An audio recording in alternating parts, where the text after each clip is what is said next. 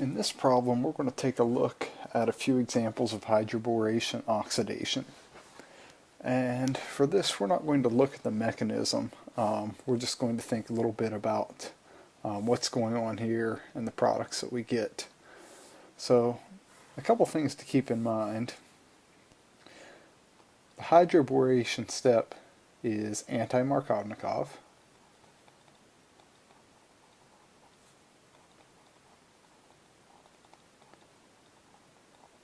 And we're adding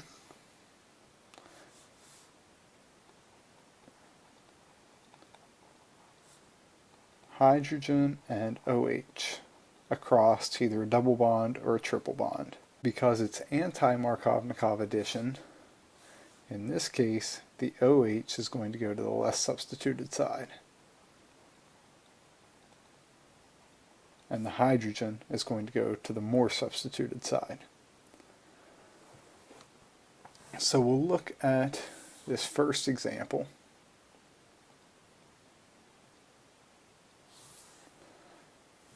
On this side of the alkene, we have 2 hydrogen.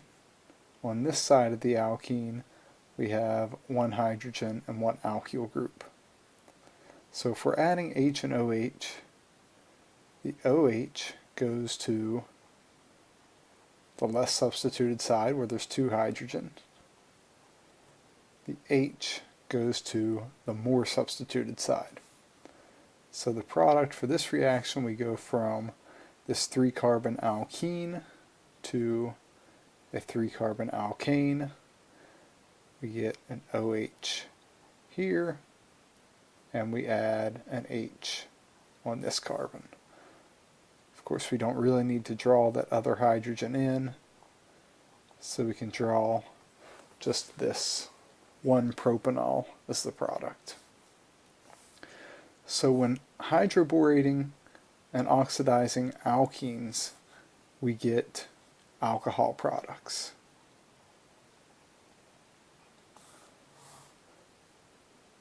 Now, when we go to an alkyne, the products change.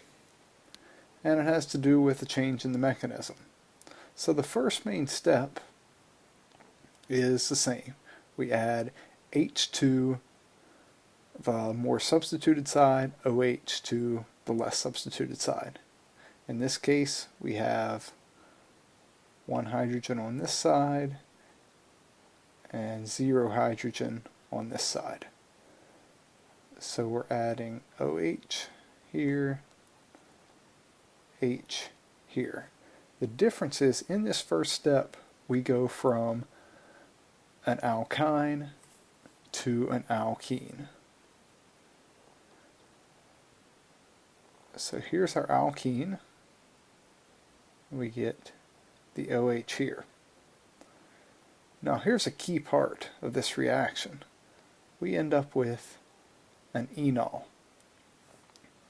And enols rapidly tautomerize to the ketone or aldehyde constitutional isomer. So here, this enol is going to become a double bond to the oxygen to give us an aldehyde, and we're going to go from this alkene to the alkane. So we go from an alkene to an alkane, and we end up with a double bond to the oxygen. So in this case, this terminal alkyne under hydroboration becomes an aldehyde. So now what if we have an internal alkyne? Well, now both sides have 0 hydrogen. So we essentially get no selectivity here. So we could add hydrogen to this side and OH to this right-hand side, or we can add hydrogen to the right-hand side, OH to the left-hand side. So we end up with 2 enol intermediates. So if we think about addition The first way, we'll use the blue color for this. We go from an alkyne to an alkene.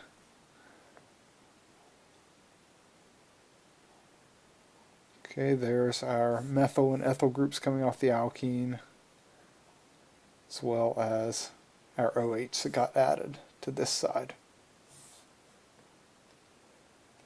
We can do the other addition. Now we get the same hydrocarbon portion, but now the OH is on the other side.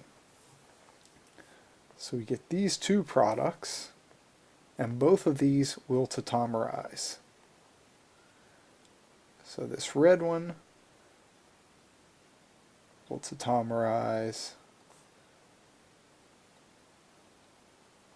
to this ketone. This blue one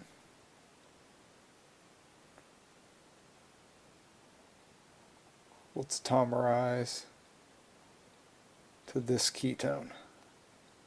So we end up with two different products from the hydroboration of this alkyne.